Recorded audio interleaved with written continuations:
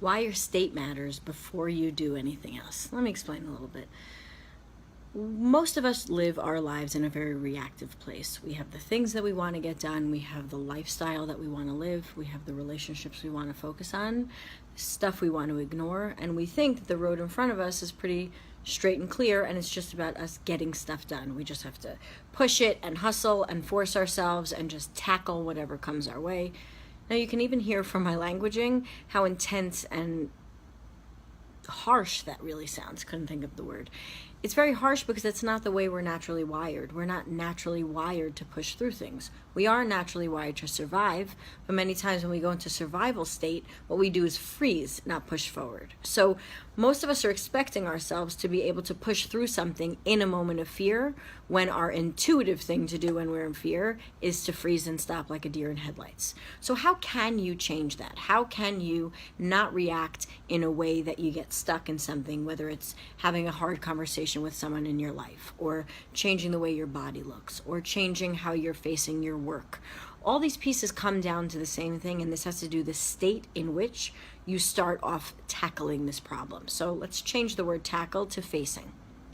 So physically in front of you, something's facing you that you want to take care of, and you are standing in front of it, needing to do something in relation to it. That's either ignore it, do something about it, fix it, break it, whatever it is. But the state in which you come to that meeting of facing is the one that matters, not the circumstances around it, not who's to blame for everything else, not what the objective pieces are, but actually how you're going to see it. Now, the way in which you will see it will depend on what state you're in.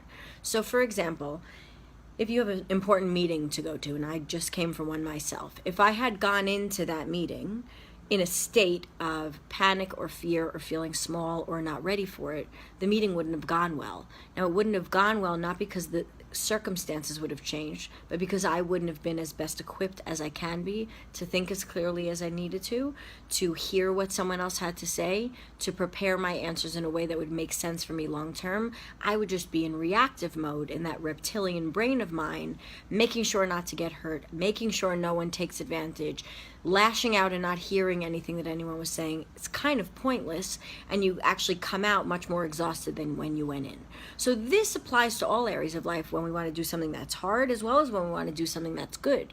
When you're in the optimal state, you can enjoy life much more because you're very present, you're very sure of what you want, you're in alignment with your values and how you see what moves you forward, and then you can know how to course correct and choose what's right for you and what's wrong for you. That's experiences as well as people.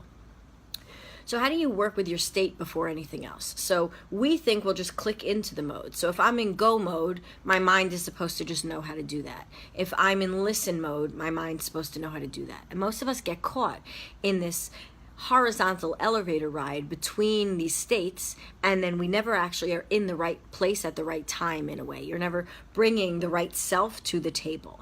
So one of the things I work with people is a lot of archetype work for this reason. So if I have a tough meeting to go to, rather than being regular Shari, who it's a Thursday, I have a lot of work to get done, I've got stuff that happened yesterday, stuff that's happening tomorrow, I'll put myself in the seat of, for me, the wild woman, who's very powerful, nature goes with her, she's kind, you can't mess with her. So that Shari walks into a meeting, my head is straight, my head is clear, I'm unwaverable, but I'm also calm and I can listen. If I go in fearful, not going to be a good meeting.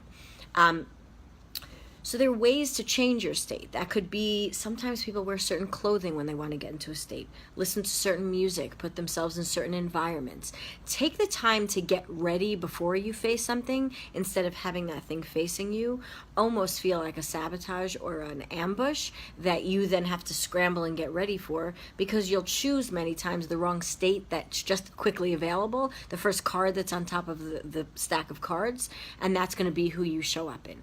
If you get present beforehand and then put yourself in the proper state to get the optimal results for yourself, whatever that is, then you're more likely to be successful in whatever it is you're facing. So try that today and see what it is for you. Music, certain foods, certain environments, certain rituals you can put into place for yourself. But don't skip over them, because when things don't go well, you then look back and realize you might have missed some of the steps that you could have taken to prep yourself for the situation. Hope that was helpful. If it was, please like and share the video, and I will see you again tomorrow.